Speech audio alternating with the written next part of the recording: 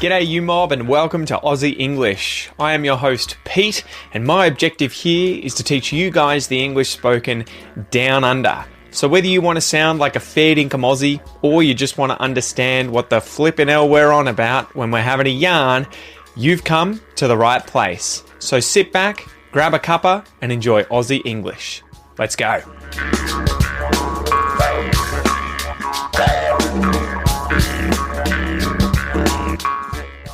G'day you mob, how's it going? Welcome to this episode of Aussie English. I hope you guys are having an amazing week.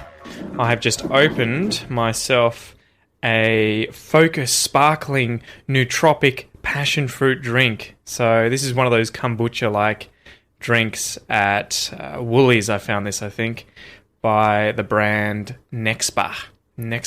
So yeah, it's interesting to see how healthy a lot of these brands are getting. So, back in the day, back in the 80s and 90s, everything was just sugared up, soft drinks. There was, very few healthy options out there, but it's nice to see that there are more and more healthier options available from places like, the supermarket at Woolies and Coles and, whatever you want. If it's coffee, you can get it in there with no sugar. You can get diet drinks. You can obviously get these healthy juices and healthy kombuchas. Loving it. Just loving it. Anyway, today's going to be a good episode, guys. It's the first one where I'm just doing the audio. There's no video for this expression episode. So that's kind of a weight off my shoulders, which is great. You know what, without any further ado, guys, let's just get into the Q&A section. So today's video was from Jen from the Philippines. Let's have a listen to Jen. Good day, Pete. I'm Jen and I'm from the Philippines. I really like the Australia song Waltzing Matilda, and it's more than 100 years have passed since this simple outback ballad was written, and this song is widely known around the world. So my question is, why does this improbable tale have such appeal? What does Waltzing Matilda mean? What exactly a Matilda is, and who does the waltzing? Does it have a message? Yeah, thank you. And I hope this question will answer in your next podcast. Awesome work, Jen. So thank you so much for the question. And it's a really interesting one too. So she was interested in Waltzing Matilda, the song, which is an outback ballad, about 100 years old. I think it was first published in 1895. She wanted to know, why does it have such appeal? What does Waltzing Matilda mean? What's a Matilda? And who does the waltzing? Okay, so the title was Australian slang at the time for travelling on foot, right? The idea of waltzing, I guess, which is I think a German word for a German dance. I imagine that dun dun dun dun dun dun 1 2 3 1 2 3, and it was where you were walking with your belongings, which is the Matilda, or your swag, slung over your back.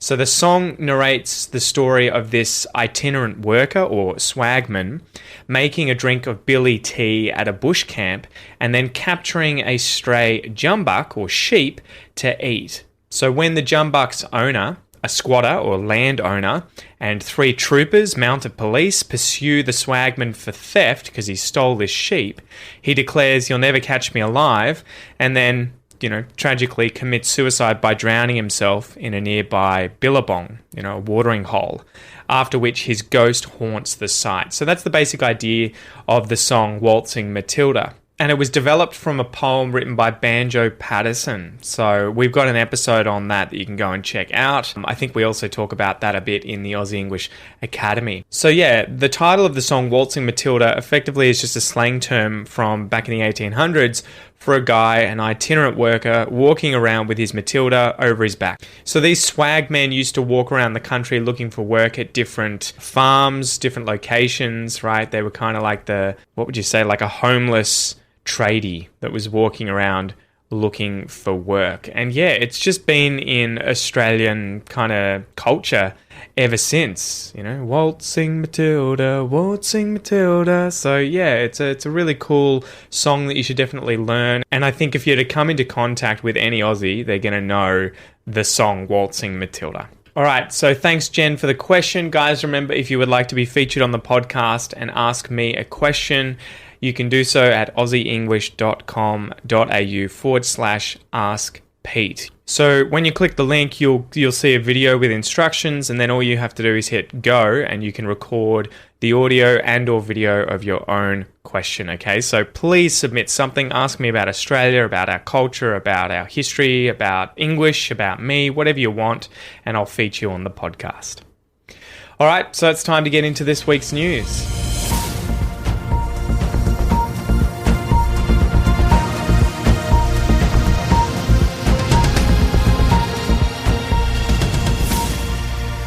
So a woman has allegedly pretended to be a gem expert and swindled a London jeweller out of £4.2 million, roughly 7.8 million Australian dollars. The daring act succeeded when the woman used sleight of hand to replace the diamonds that she was examining with worthless pebbles. Prosecutors accused Lulu Lakatos of posing as a gem expert who went to value 7 diamonds at the jewellery store known as Boodley's in 2016. She allegedly presented herself under the guise of working for some wealthy Russian buyers.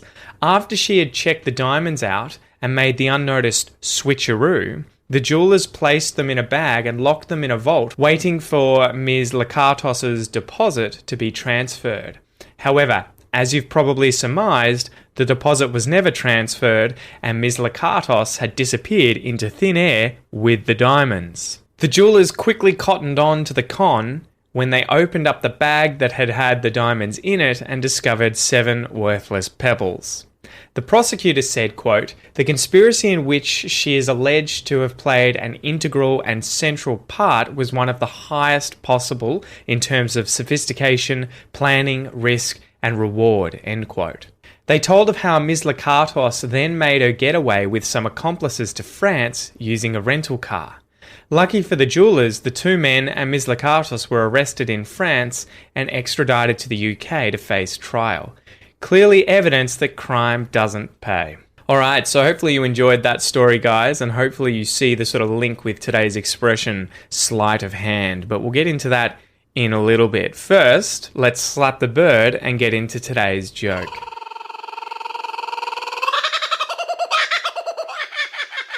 Why did the art thief's van run out of gas as he drove away from the museum? Why did the art thief's van run out of gas, or petrol if you're in Australia, as he drove away from the museum? Because he had no money to buy de gaz to make the van go. Alright, so the joke here is that Claude Monet was a famous French painter and founder of Impressionist painting. Edgar Degas was a French Impressionist artist, and Vincent van Gogh was a Dutch post-Impressionist painter. So there's the joke. Why did the art thief's van run out of gas as he drove away from the museum? Because he had no money to buy Degas to make the van go. That has to be one of the worst ones I've had on the podcast so far. All right, anyway, let's get into today's expression. So today's expression is sleight of hand. To have sleight of hand. I wonder if you've heard this before. So let's go through and break down the different words in this expression. We can then talk about what the expression means, how to use it, and then I give you some examples of how I would use this in daily English, okay? So let's get into it. So the word sleight. This is a bit of a weird word, right? This is S-L-E-I-G-H-T. Sleight is the use of dexterity or cunning, especially so as to deceive. So it's cunningly skillful. And it comes from Old Norse, right? The language of the Vikings. Hence the spelling E-I-G-H-T, right? That sort of weird G-H-T that appears all the time is usually, if not always, I think, from Old Norse. So, for example, he showed a lot of sleight of logic. And remember, don't confuse this with the word slight, S-L-I-G-H-T, meaning slim or delicate build, right? She was slight of stature. All right, of, you're going to know of, this is that preposition, of. Hand. Hand. Hand is the end of a person's arm beyond the wrist, so it includes the palm, the fingers, and the thumb, which is also a finger. So, if you have sleight of hand, you have dexterous and skilled hands which can deceive. So this can be as a thief, imagine a thief is using sleight of hand to steal things, but you could also use this when talking about something like a magician or someone who can do card tricks, right? Something that requires you to be very good with your hands in order to, say, deceive the audience, right? Pulling a rabbit out of your hat or maybe a dove out of your sleeve. So let's go through 3 examples of how I would use the expression sleight of hand. Example number 1. So imagine, as in today's story earlier, you are a thief, right? Perhaps you specialize in breaking into museums and stealing works of art, right? You're a cat burglar, someone who dresses up in black. You ascend walls, cut the glass in windows, sneak in, dodge laser beams, all that sort of stuff. So you get into your little black cat burglar outfit and you sneak into Paris during the night and slip into the Louvre Museum. Once you're inside, you dodge lasers, motion detectors, cut through the glass surrounding the Mona Lisa, and use sleight of hand to pry it away from the wall without setting off any motion detectors around the painting. Boom! You steal the painting, take it to your boss, and it's payday, baby. You get paid for your work. You get paid for your sleight of hand. Example number 2. Maybe you're a pickpocket. Maybe you're a pickpocket who lives in the streets of Rome in Italy. And this isn't to badmouth any Italians, but I was watching a doco recently, and there are some amazing pickpockets, old school guys that live in Italy. And these guys, I think, had finished that sort of career, but were showing how easy it was to pickpocket people in the streets, pickpocket tourists. So it was just phenomenal. They would walk around, bump into someone, and all of a sudden be like, oh, here's your wallet, mate. You dropped this. Here's your phone. Or where's your camera? I've got it. So imagine you are this pickpocket and you steal all these things every single day from unsuspecting victims using sleight of hand and then go and sell them, and that's how you make your living, right? You use sleight of hand to earn a crust, to make your living. Example number 3. Imagine you're a card magician who works in the streets of Los Angeles in the US, right? Maybe you're a busker, someone who goes there and does this sort of magic on the streets in order to get money from people walking by. They donate a little bit of money to reward you for your, talents. So you've got incredibly dexterous hands, and your entire livelihood is based on these magic tricks that you perform on a table out in the street. Maybe you do the whole pick a card, any card trick, where someone has to pick a card out of the deck in front of them, and then they give it back to you, and you use sleight of hand to shuffle the deck, but unbeknownst to your subject, unknowingly, or at least they don't realize, they don't know, that you maintain that card at the bottom of the deck the entire time, so that when you pluck it out at the end, you say that cliche phrase, "Was this your card?" And they're like, "Oh my God, amazing, incredible, how did you know?" Right? You've used sleight of hand to pull that trick off. So what does sleight of hand mean, guys? Hopefully you know now. It means to have dexterous and skilled hands which you can use to deceive. This can be that you steal something, or it can be that you're tricking someone with something like magic. So as usual, guys, let's go through a little pronunciation exercise. This is where you can listen and repeat after me. Find somewhere quiet, away from the crowds. Be careful of those pickpockets, Pay attention. Hold your phone in one hand and repeat after me, okay? So you ready? Let's go.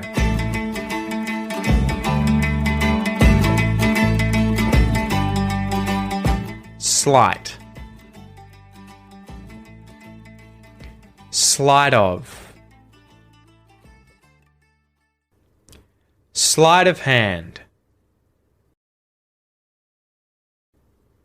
Sleight of hand. Sleight of hand. Sleight of hand. Sleight of hand. I displayed good sleight of hand.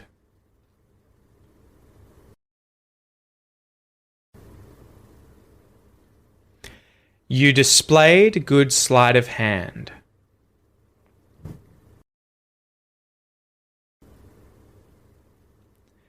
He displayed good sleight of hand.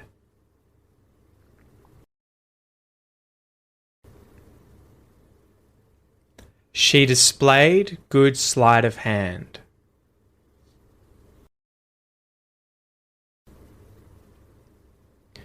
We displayed good sleight of hand.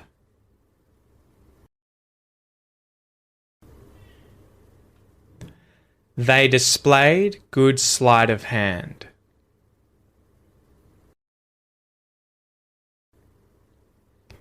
It displayed good sleight of hand.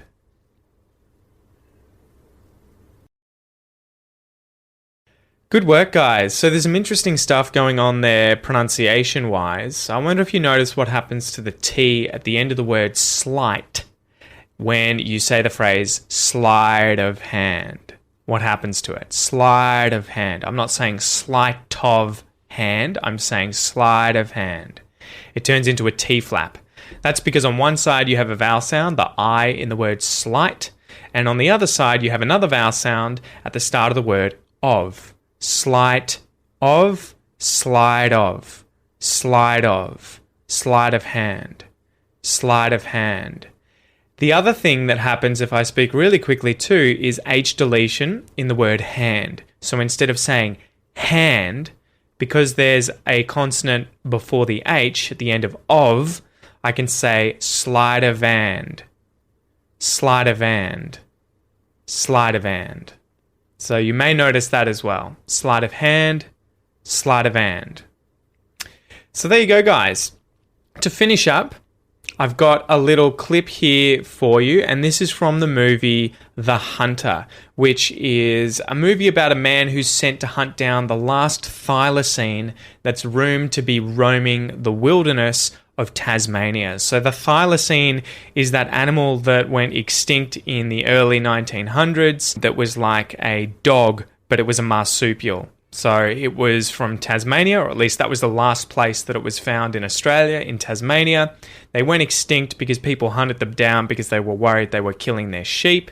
They were a beautiful animal. You can actually check out YouTube to see videos of them. They got a few videos of the last ones captured in zoos. But yeah, this is the movie The Hunter. It's worth checking out. It's pretty interesting, and you get to see quite a bit of Tasmania's wilderness. Okay, so I'm going to play this for you 2 times. Once, have a listen, see if you can get a piece of paper and a pen, and then write down what you hear.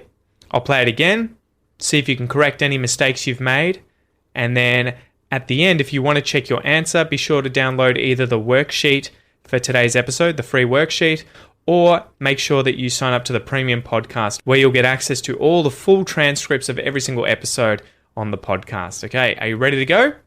Number 1. How's the room, all right? Yeah, it's fine, thanks. Yeah. Any problems, you just let me know. I'll sort it out. Good job. How did you go? Did you get everything? Did you write it all down? Time for number 2. How's the room, all right? Yeah, it's fine, thanks. Yeah. Any problems, you just let me know. I'll sort it out. All right, awesome stuff, guys. Thanks for joining me. Don't forget that if you want to sign up to the premium podcast, you can do that at aussieenglish.com.au/podcast. If you want to ask me a question, just go to aussieenglish.com.au/askpete.